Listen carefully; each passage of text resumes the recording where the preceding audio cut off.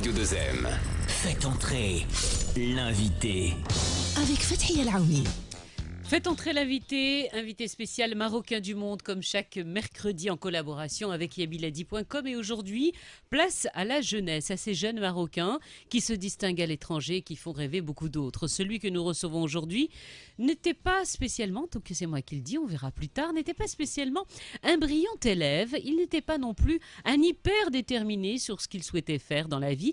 Il était même, paraît-il, des plus discrets. Aujourd'hui, il fait beaucoup parler de lui.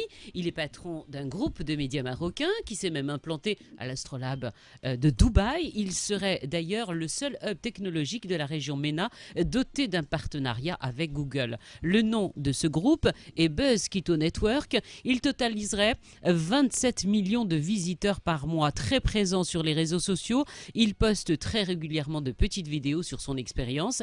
Et la dernière qui a retenu notre attention est un appel aux parents marocains. Il est arrivé de Dubaï il y a tout juste 48 heures. Il est avec nous aujourd'hui. Son nom, Mehdi Benslim. Bonjour. Bonjour. Bonjour Mohamed. Bonjour Fathia, bonjour Mehdi. Comment ça va? Écoute, très bien, il fait froid, mais ça va. Alors c'est vrai qu'on n'a pas souvent donné la place à la jeunesse marocaine, oui, de ceux qui font beaucoup parler d'eux. Et on devait avoir également avec nous un certain Karim, qui est classé parmi les 30 personnalités dans le monde les plus remarquées. Il a tout juste 30 ans, c'est un créateur. Classé par Forbes. Par Forbes, parce que c'est ça le plus important. Oui. Mais l'occasion pour nous d'avoir avec nous Mehdi et de parler un petit peu de son parcours. C'est vrai ou pas? Il paraît qu'à l'école, vous n'étiez pas, on va dire, un génie. Et ce qui a retenu l'attention de beaucoup avec les vidéos que vous postez, vous donnez beaucoup d'espoir à la jeunesse marocaine, de se dire, même si on n'est pas parce que c'est vrai que n'importe quel parent, on pousse nos gosses tous les uns les autres, pas spécialement vers leur passion, on veut des notes, on veut le top des tops des tops. Et vous, dernièrement, vous avez posté une vidéo qui a été très remarquée, et en particulier justement par les parents, parce que c'était un appel aux parents marocains. Disons qu'à l'école, j'ai pris ce qui m'intéressait de l'école, et j'ai très vite compris que je ne voulais pas devenir un génie comme le définissait l'école. C'est-à-dire qu'aujourd'hui, j'ai très vite compris que je n'avais pas à avoir un 18 sur 20 ou un 19 sur 20 pour avoir confiance en moi. Donc j'ai pris les choses qui m'ont intéressé, et par contre, j'ai une autre école qui est l'école de la créativité, et l'école des sports de glisse. Donc j'adorais ça, c'est-à-dire que moi, mon kiff, c'était d'attendre 18 heures pour jouer à la guitare, ou bien d'attendre le week-end pour aller faire du surf. Et c'était ça mon école. C'est une école où on vous apprend à gérer vos émotions, à rêver, à explorer de nouvelles choses. Et donc j'aurais pu être un génie à l'école si je voulais, parce que c'est très simple. Pour être un élève assidu, il faut apprendre et répéter ce qu'on a. C'est pas si facile que ça. Hein. Oui, mais c'est-à-dire que c'est beaucoup plus. Un peu dur. Hein. C'est un peu dur, mais disons que j'étais pas un grand travailleur, et si je voulais monter d'un 12 à un 17, il fallait juste travailler. Mais j'ai très vite compris que je voulais pas être un génie. Par contre, je voulais être un moi-même, un créatif, et je regrette pas du tout ce choix-là. Et c'est ce qui fait qu'aujourd'hui, l'enfant qui est en moi existe toujours, parce que j'ai pas été formaté par l'école. Et donc toutes mes bizarreries, etc., sont aujourd'hui toutes mes ressources qui me permettent de faire du business.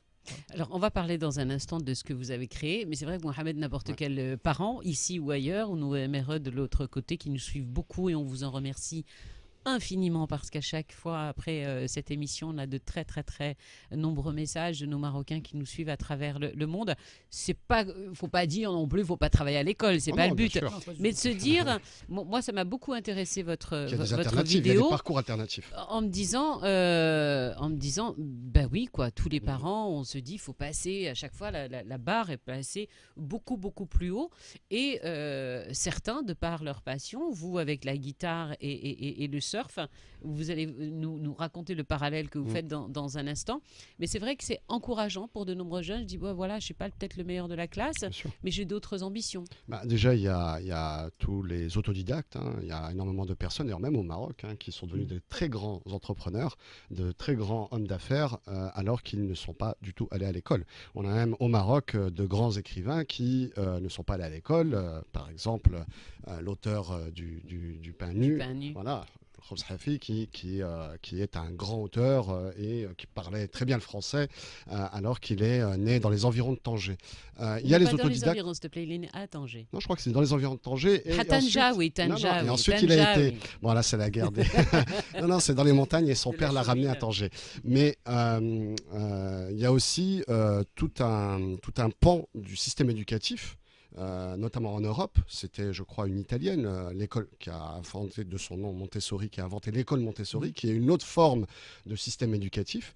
Et puis il y a de plus en plus aujourd'hui d'intellectuels, de chercheurs qui remettent en cause le système de bachotage qui est très présent malheureusement dans l'école marocaine et qui montre que ce système-là peut étouffer justement la créativité ou même tout simplement l'envie d'apprendre des choses, même au-delà même de la créativité, seulement juste le parcours parce que ça peut le brimer, parce que ça peut l'intimider et parfois il faut effectivement laisser cet oxygène.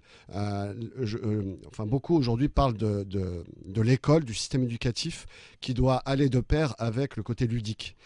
C'est ce qui permet plus facilement de faire apprendre aux enfants, de donner le goût d'apprendre. Et parfois, on peut, avec quelques petites techniques, certains professeurs le font, certains instituteurs le font, avec des petites techniques, apprendre des choses très complexes, même parfois, de manière très simple aux enfants, même en plus bas âge. Et je pense que ça, c'est une réflexion qu'on doit mener même dans le système éducatif marocain. C'est extrêmement important parce qu'il y a un taux de déperdition scolaire qui est trop important et qui malheureusement grève les capacités de notre population de parvenir en fait à un niveau qui permettrait de développer le pays, parce que ce qu'on a besoin, c'est de ressources bien formées, mais surtout épanouies quand elles arrivent à l'âge adulte. Mais justement, dans cette vidéo, elle a été vue par combien de personnes, Mehdi ? Je pense 50 000 vues, je pense. Mais bon, c'est aussi mon métier de booster des vidéos. Oui, je sais, on va en parler. Mais aujourd'hui, en fait, tout ce que je veux... Vous imaginiez que ça allait susciter de l'espoir chez de jeunes Marocains ? Oui, c'est mon métier aussi de savoir comment toucher les gens, mais c'est un message que je veux porter. J'ai longtemps hésité à prendre la parole en tant qu'entrepreneur alternatif. Ça fait 13 ans que je suis dans l'entrepreneuriat, j'ai essayé d'être le plus discret possible, mais maintenant je pense que ce que j'ai envie de faire, c'est aussi d'inspirer les jeunes. Bon, j'ai 37 ans, donc je commence à avoir des cheveux blancs. Ouais, voilà, Non, d'accord, qu'est-ce que je dois dire ? Non, mais vous avez encore la beauté de la jeunesse. Donc, c'est gentil. Ce que je veux vous dire, c'est que j'entreprends et je pense qu'aujourd'hui, comment je peux aider mon pays et aussi le continent, c'est en disant que il y a une catégorie d'entrepreneurs qui a le droit d'exister. Les entrepreneurs créatifs, alternatifs, etc. Je pense qu'on ne va jamais devenir milliardaire au Maroc ou bien en Afrique ou même au Middle East, mais on peut faire les choses de manière différente. Et si on ne cultive pas la différence, on ne va pas faire ces choses-là, on ne va pas se démarquer. Aujourd'hui, à l'école, on vous demande d'avoir 15, 16, etc., parce qu'on est en train de former des gens qui doivent correspondre au marché du travail. Et par définition, l'enfant, l'homme est un explorateur. Il faut explorer des choses et la plus belle partie à explorer, c'est son cerveau. Et donc quand on est petit, on nous dit non, il ne faut pas faire ci, il ne faut pas faire ça, voilà comment il faut réussir, il faut avoir un 15/20.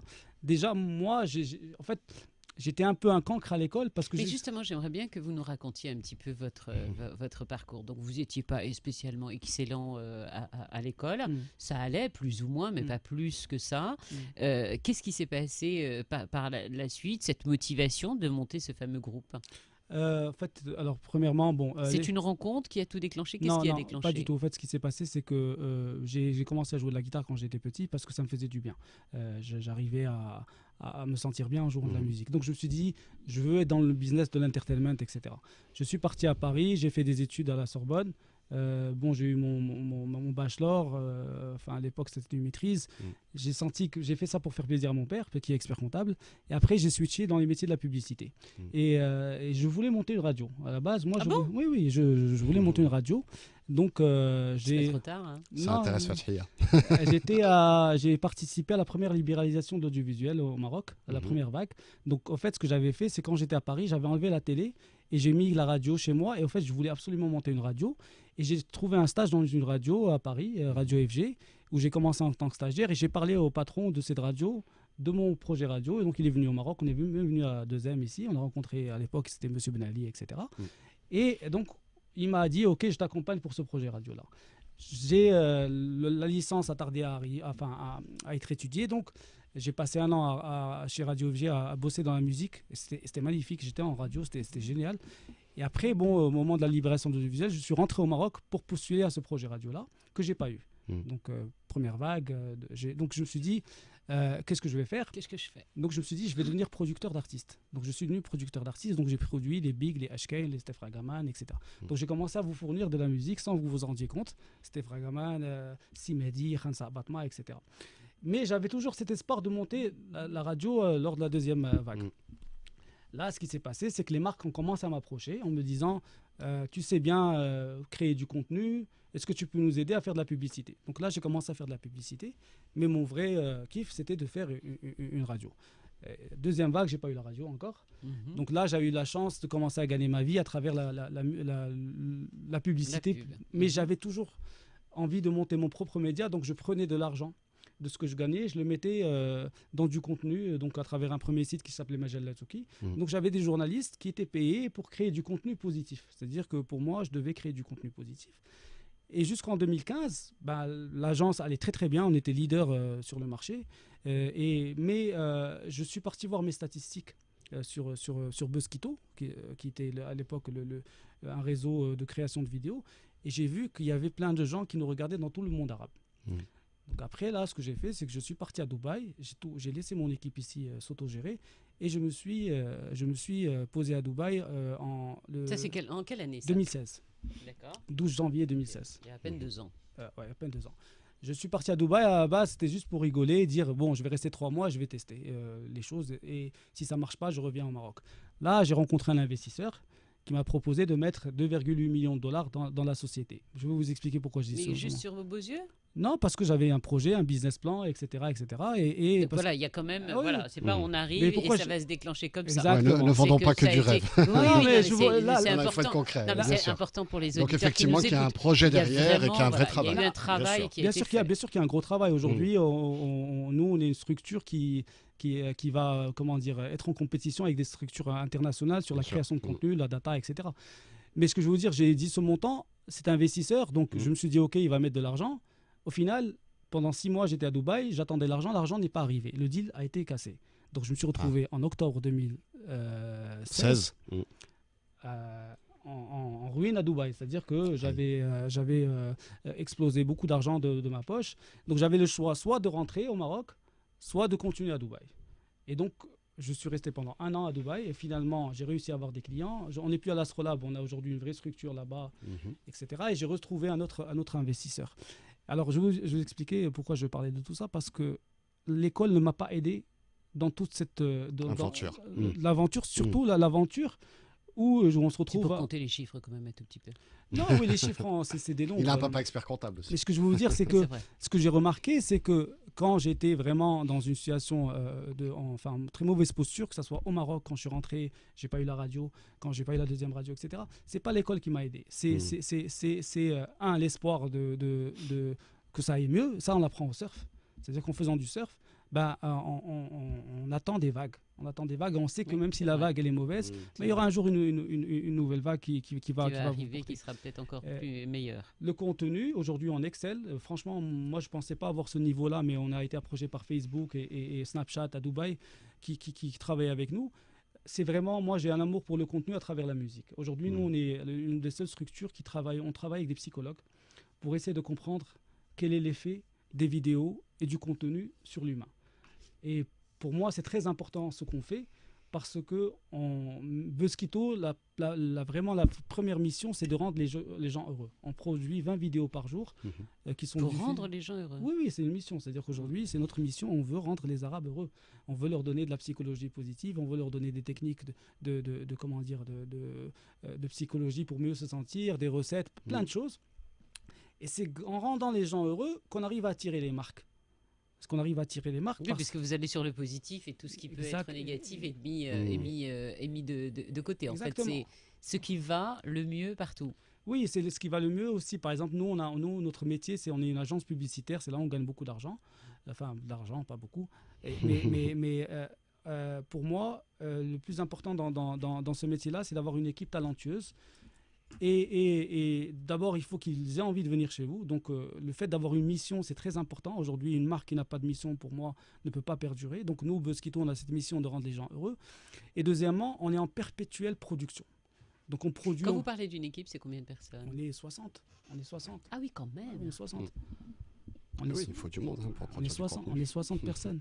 Et en fait, on produit du contenu continuellement pour mieux comprendre la cible et pour mieux comprendre ce que veulent les gens. Et c'est comme ça qu'on arrive à aider les marques.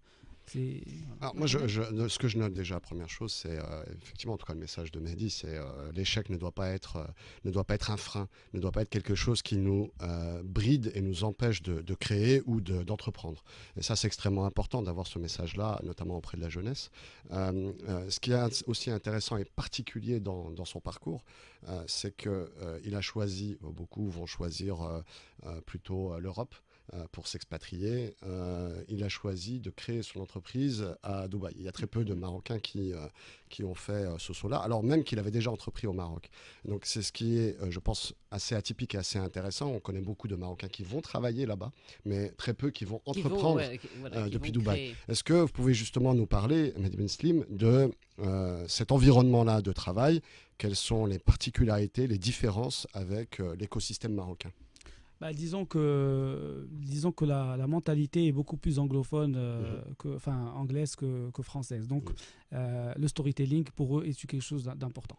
Aujourd'hui, Dubaï est pour moi la capitale de la positivité dans le monde arabe, parce que c'est une mission. Aujourd'hui, ils ont un ministère de la happiness et de la tolérance, et qui est porté par le Premier ministre et qui en fait vraiment un projet très sérieux. Donc, ce que vous vend Dubaï en premier, c'est de la positivité. Et l'entrepreneur a besoin de positivité. Parce que chez l'entrepreneur, il y a 90% de problèmes. Il a besoin de ces 10% de positivité pour se réveiller le matin et se dire « Ok, je vais quand même aller me battre ». Au Maroc, on est plutôt à 1%. Mais ça ne coûte pas beaucoup d'argent de créer de la positivité. Ça coûte du storytelling, ça coûte de l'exemplarité, etc.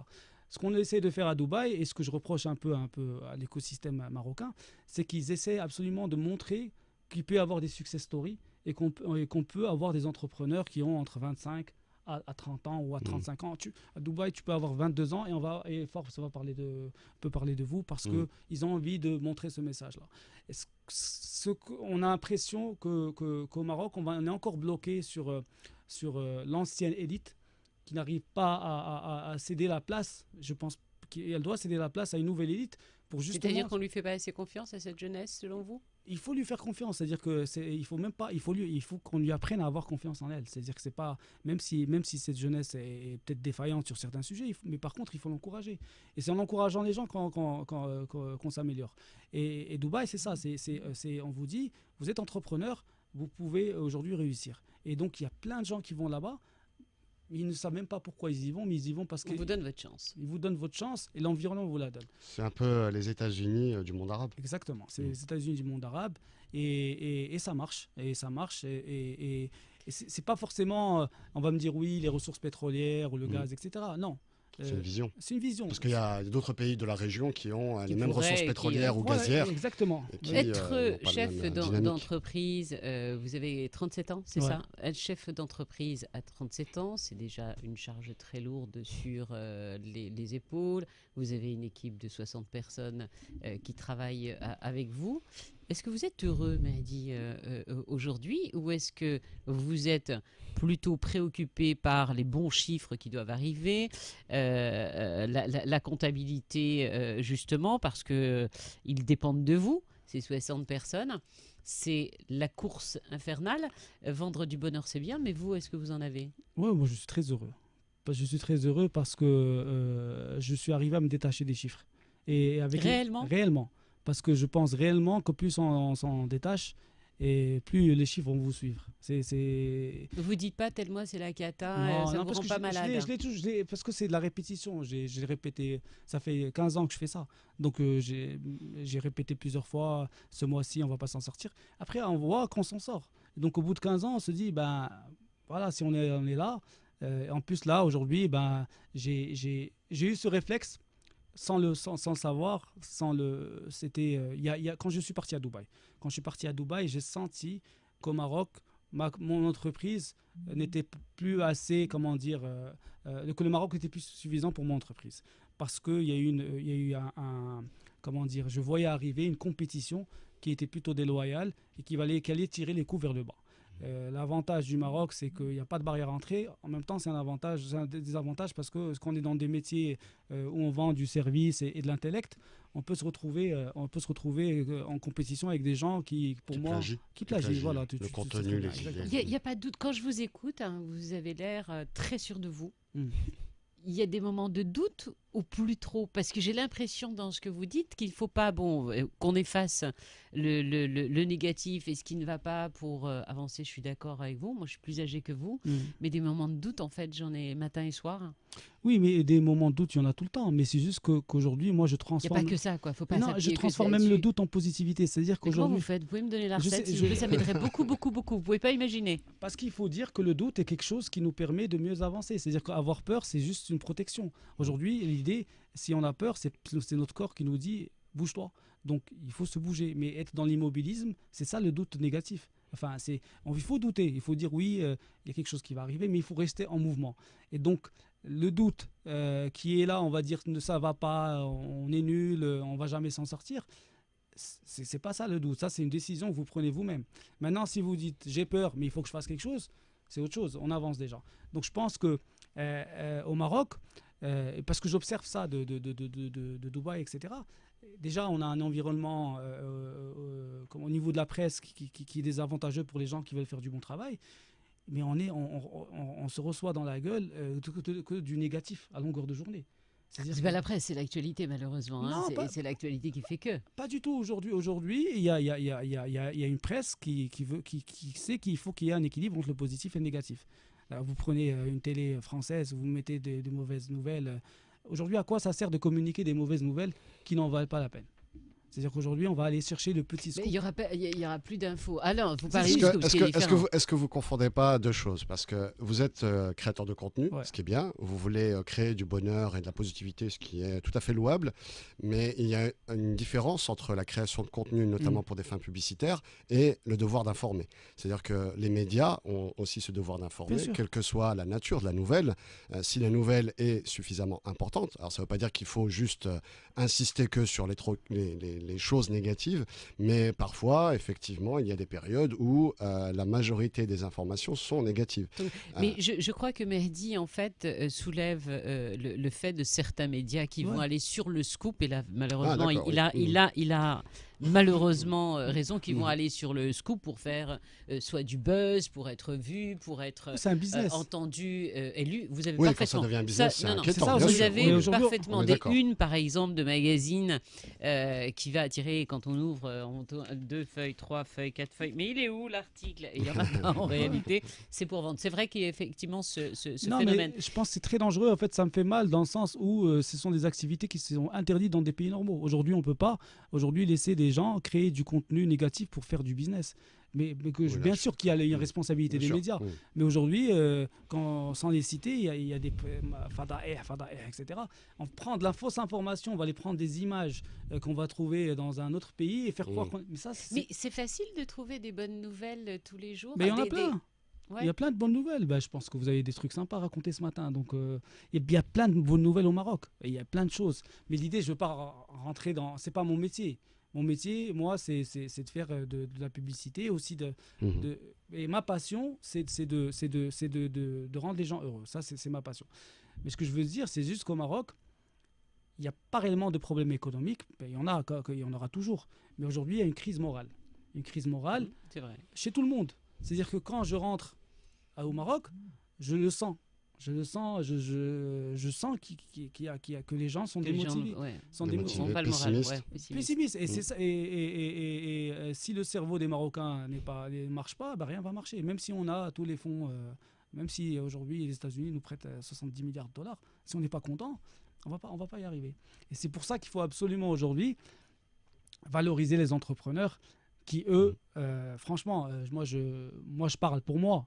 J'ai galéré, mais j'ai beaucoup d'amis qui galèrent, mais qui sont contents. Ils se disent oui, on va aller se lancer dans le digital, faire des applications, faire des trucs. Moi, ce qui m'aide à continuer là, c'est que je reçois beaucoup de inbox, de personnes qui me disent j'ai envie de bosser, j'ai envie de faire ça, j'ai 5000 dirhams, je veux faire ci. Il y a des gens qui veulent s'en sortir. Mais on ne les met pas en avant. Aussi, je pense qu'aussi, il y a la presse économique aussi, elle est tout le temps en train de parler des mêmes groupes. Est-ce que ce n'est pas aussi une responsabilité des pouvoirs publics, des autorités, du gouvernement, de ne pas mettre un cadre suffisamment incitatif pour les entrepreneurs? Puisque là, votre exemple, c'est finalement, vous avez trouvé un environnement beaucoup plus propice dans un autre pays, alors que vous étiez vous-même entrepreneur au Maroc. En fait, je dois beaucoup au Maroc, parce que si on va cartonner à Dubaï, c'est aussi grâce au Maroc, parce qu'on a évolué dans quand je dis on, c'est l'équipe, dans un environnement très difficile. Et quand je suis parti à Dubaï, je me suis dit, bon, on va aller dans un truc, il y a des Américains, des Anglais, Australiens, etc. Et quand j'ai commencé à leur parler, ils commençaient à me dire, oui, c'est quand même excellent ce que tu fais. Et en fait, j'ai compris que c'est grâce au Maroc, à la difficulté du Maroc, et l'hostilité entrepreneuriale, qu'on arrive à devenir plus ou moins compétent dans d'autres pays. Et je pense qu'il y a des Marocains, franchement, excellents. Et qui ont du talent. Bien sûr, il faut les exporter. Il faut les exporter. Et je pense qu'aujourd'hui, l'avenir de l'entrepreneuriat marocain, de la PME, doit être vers l'export. Mais comment on veut dire à quelqu'un d'aller s'exporter si on ne le reconnaît pas dans son pays? Et c'est ça, vous êtes approché, vous, par beaucoup d'hommes d'affaires, d'entrepreneurs marocains ou pas? J'en connais, enfin, moi, j'ai eu la chance d'avoir un mentor. J'ai eu la chance d'avoir un mentor qui est un homme d'affaires, mais aussi atypique, qui est hors circuit. Mais oui, je les ai rencontrés, etc. Mais ils ne sont pas conscients du fait que tout est en train de changer, qu'il y a un nouveau monde qui arrive et parfois on a besoin juste d'encouragement. Moi, j'avais et je suis toujours mon ami, un mentor qui n'arrêtait pas de me dire tu es le meilleur, tu es le meilleur, tu es le meilleur. Bah, en fait, de me le répéter, vous y avez cru. Oui, c'est très bien. Et c'est ce qui vous a permis d'avancer. Comment vous voyez votre avenir, Mehdi? Je le vois bien. Et, c'est vrai, vous travaillez déjà sur autre chose. Ah oui, au fait, oui. Franchement, moi là, je suis très content parce que j'ai appris, premièrement, à piloter mes entreprises de l'étranger. Je crois que vous alliez dire j'ai appris appris à piloter un avion. Non. La fusée. C'est-à-dire qu'aujourd'hui, on vous dit au Maroc, il est parti à Dubaï, il est fou, il va se casser la gueule. D'accord? Et là, je me suis dit, là, j'arrive à quand même gérer Dubaï, j'arrive à gérer le Maroc. Donc déjà, en fait, ce qui est important, c'est que je me suis dit que je peux devenir un entrepreneur international. Et aujourd'hui, c'est ce qui m'intéresse. C'est l'ambition que vous avez. C'est de créer le premier groupe de contenu, de publicité marocain dans le monde arabe et dans le monde. Pourquoi pas? C'est-à-dire qu'aujourd'hui, il y a des boîtes de publicité françaises, comme Publicis, comme Havas, etc. J'aimerais bien qu'il y ait une petite boîte marocaine qui se dise pourquoi on ne va pas exporter notre talent. Et je pense que c'est aussi des métiers de créativité et qu'il n'y a pas de non-sens à ce que ce soit des Arabes qui créent pour les Arabes ou des Africains pour les Africains. Surtout qu'on est dans un nouveau paradigme avec justement l'essor de l'ère numérique qui peut justement ouvrir des opportunités et laisser les anciens barons des médias et de la publicité peut-être un peu en retrait par rapport à ces nouvelles pousses. Oui, justement, la question tout à l'heure, est-ce que je m'inquiète par rapport aux chiffres? Je pense que quand on est dans les métiers de la créativité, il ne faut pas penser aux chiffres.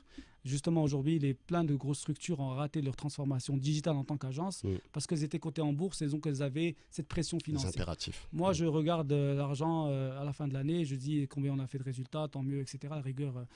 Je pense que là, il faut vraiment penser créativité. Et après, on verra. L'avantage maintenant qu'on a avec le digital, c'est que par exemple, aujourd'hui, pour moi, il serait peut-être facile d'ouvrir au Kenya ou au Nigeria, juste en faisant des vidéos, en faisant la promotion de mon métier, etc. C'est-à-dire qu'aujourd'hui, il y a une possibilité pour que les entrepreneurs marocains aient une place dans l'économie régionale grâce à tout ce qui se passe sur le digital, puisqu'on peut exporter son image, son talent, etc. Mais pour qu'ils le fassent, il faut les pousser dans leur pays. Est-ce qu'on ne peut pas dire qu'il y a une sorte de fracture générationnelle? On est à la fois un pays où la majorité de la population a moins de 25 ans, je crois, et en même temps, on est dirigé par des responsables qui n'ont pas forcément cet esprit créatif, cette volonté entrepreneuriale et cette volonté de pousser justement la jeunesse vers l'entreprise, vers les nouvelles technologies et leur laisser justement des marges de liberté. Est-ce que c'est pas ça finalement la problématique que vous soulevez? La problématique que je soulève, c'est que le Maroc est au niveau des décideurs sur tout ce qui concerne la jeunesse, etc. C'est un pays de communication, c'est pas un pays d'exécution. Et on fait beaucoup de jeunisme, on va faire ci, on va faire ça. Par exemple, là, il y a tout ce mouvement de start-up qui est en train d'arriver. Moi j'ai vu qu'un mouvement qui était affreux, c'est la créativité musicale avec tout ce qu'on appelait Naïda, etc., etc. Moi, je produisais des artistes. La nouvelle scène, ouais. La nouvelle scène, etc. Ouais. Donc, j'ai produit des artistes, donc on donnait de l'argent pour la production, etc. Donc moi, en tant que producteur, donc il y avait tout ce mouvement de festival, etc., etc. Et c'était quoi un festival? C'était qu'un artiste qui jouait devant 100 000 personnes était payé 50 000 dirhams. D'accord? Alors que si on fait juste le calcul, 100 000 dirhams fois 100 dirhams potentiels de billetterie, on est à 10 millions de dirhams. C'est-à-dire qu'on a tué toute l'industrie de la musique juste avec ce jeunisme de dire oui, c'est Naïda, il faut que... Non, c'est-à-dire qu'aujourd'hui, si on veut faire les choses, surtout dans la créativité, il y a des modèles économiques. On a débordé, comme d'habitude, mais Malek et Mouna ont l'habitude aussi, parce que le mercredi, on déborde un petit peu. Un dernier mot pour tous les jeunes qui vous écoutent sur notre antenne et qui vous liront également sur yabiladi.com. Quel petit message vous auriez à leur adresser? Le message, c'est que la positivité va leur permettre de vraiment se surmonter eux-mêmes, parce que c'est ça qui est important, c'est de se dire qu'en tant que jeune, même si on est né au Maroc, parce qu'on a tendance à nous dire que le Maroc n'est pas un pays où on apprend des choses, le Maroc va vous apprendre beaucoup de choses, mais vous devez apprendre la positivité pour avancer. Voilà, c'était un mot. Merci, Mehdi. Merci. Je vais mettre le merci devant peut-être. Mehdi, c'est peut-être mieux. Il y a que ça fonctionne mieux comme ça. Merci, Mehdi. Bon retour à Dubaï. Vous repartez quand à Dubaï? Dans 2 semaines. Ah, vous êtes encore un petit peu au Maroc. Ouais, je suis basé au Maroc. Mais il y a de plus en plus de Marocains qui sont justement dans cette mobilité, un peu là-bas, un peu ici. Et de plus en plus, c'est notamment les entrepreneurs. Ouais, mais je trouve que c'est tellement rare d'avoir une activité, moi en tout cas ça me séduit énormément, une activité basée sur le bonheur, quoi, que sur des bonnes nouvelles, quelque chose qui ne soit que positif. Parce qu'il y a de nombreuses sociétés mais qui font les deux. Et puis le positif, il arrive à 5% la majorité du temps. Mais se consacrer, je trouve, à rendre les gens tout simplement heureux à 100%, c'est quand même assez rare. Bah moi j'en connais une, c'est Mouna. Chaque fois, c'est sa vrai. chronique voyage, c'est pour nous rendre heureux. On a notre positive à Tatu. Je crois qu'elle veut nous envoyer dans une destination qui n'est pas très heureuse. Ah bon? Ah, ben Mehdi, vous restez là parce que la tradition veut que l'invité assiste justement au voyage, parce que Mouna Belgrini. J'ai une toute petite question avant bien qu'on sûr. passe à Mouna. Je suis sur le site de buskito.com. Sur le site ou Alors je suis sur buskito.com. D'accord. C'est bien site, ça? ouais. Donc c'est des profils de personnalité atypiques, c'est bien ça, si je comprends bien. Non, en fait, là, ce qu'on veut... Énergique ou positive. Là, ce qu'on fait, c'est de la promotion d'influenceurs que vous êtes sur de la... Je vous montre. Voilà. D'accord. Hop.